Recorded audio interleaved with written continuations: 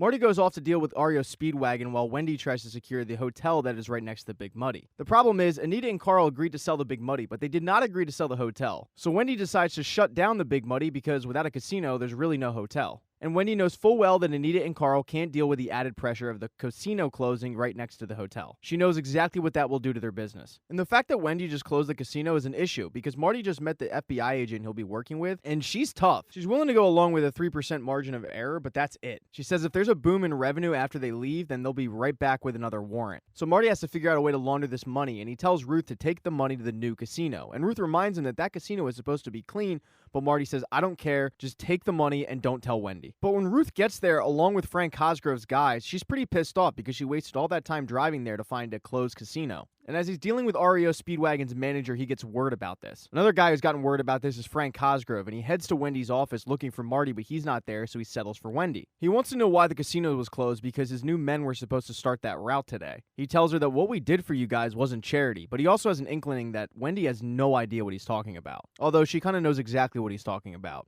And he tells her, you better talk to your husband. She cuts him a check for the new fee and tells him, you'll be dealing with me from now on. But she's curious as to how he knows that the casino is shut down, and he tells her it's that little blonde girl. My men had to meet her there. And as you can imagine, this leads to a pretty contentious therapy session that day. And the therapist follows orders and sides with Wendy, but that really pisses Marty off. He wanted Wendy to win a few little battles, not the whole damn war. The next day, Marty heads to Helen and try to talk some sense into her about reopening the casino because he says, I can't launder money like this. I can't launder in the Missouri Belle. The feds are all over me. But Helen tells him that the cartel wants this new casino clean, so he's just gonna have to figure out a way to do it. And Marty asks, is this the cartel talking or is this my wife? Because the two are getting pretty close. I mean, if it wasn't for her expansion deal, we wouldn't have the feds on us. And Helen goes, whoa, I've seen the warrant. This warrant wasn't issued because of Wendy. This warrant was issued when you blew up a rival casino. So if there's anyone to blame, Marty, it's you. But my interest right now, Marty, is not to point fingers, but to just move together as a team. And that's exactly what Wendy's doing. She meets with Carl from the Big Muddy and basically does the exact same tactic that Marty did. She tries to convince him that he's being bullied by his wife and needs to put his foot down. So he tries to do that. He tries to put his foot down and have a conversation with his wife, but his wife ends up bullying him, telling him that he's a loser and she should have married his brother, and finally gets sick of it and hits her in the back of his hand.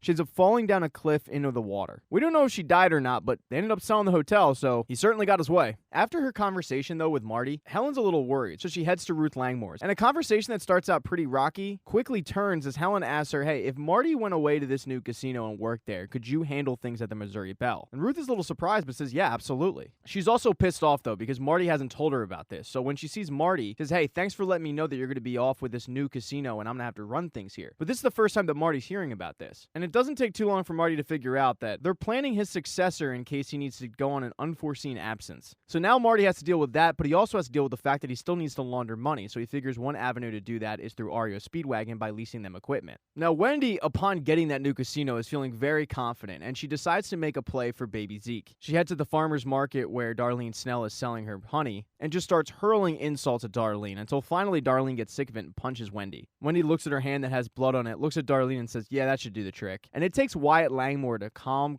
Darlene down as she threatens to kill Wendy Bird. That night, right before the new FBI agent leaves, her name is Maya Miller, she tells Marty that she knows that Agent Evans wants him to testify against the cartel and go into witness protection. But what if there's another option? What if there's an option where he doesn't testify, but he pleads guilty to a lesser charge and does about 18 months in prison and comes to work for the FBI? Because the reality is Marty Bird is the best at what he does. Since he didn't testify against them, the cartel isn't going to think that he snitched, and he'll be able to get his life back. Marty's thinking about it and she says, look, this deal is on the table, but Agent Evans is after you, so if he gets to you first, my deal is off. And Agent Evans is nipping at Marty Bird's heels. He's obtained security footage of one of Frank Cosgrove's guys tampering with the fireworks display, and he's grilling him for information. He tells him, I want info on Marty Bird, and it doesn't take long for this guy to fold and say, I'll do whatever you want. That night, Wendy gets a call from Omar Navarro, and immediately, Marty starts listening to it via his spyware. But during the call, one of Omar's men lets him know to get off the phone, and he tells Wendy this line's been compromised, and they both hang up. So Marty knows that the spyware jig is up. The next day, though, is the REO Speedwagon show for that dentist convention, and as the band is playing, Marty heads over to Agent Miller and starts talking to her about this deal and says, okay, fine, let's do this. But right after he agrees to this, he's grabbed by the same men that were waterboarding Helen earlier this season. He's thrown in a car and taken away, and one of the people that saw this go down was Ben, Wendy's brother. So Ben runs over to Ruth Langmore's truck where she's just sitting in it and says, "Follow that car." And as they're following the cartel's SUV, all of a sudden it just stops. A guy gets out, points a gun at them, and it scares them off. Thank you so much for watching this recap of Ozark, not Ozarks. People get really upset when you put the S on it. If you don't see the next video up in the corner there on the end screen, don't worry, it'll be up shortly. Please consider subscribing to this channel, liking this video, and there's a share button for a reason.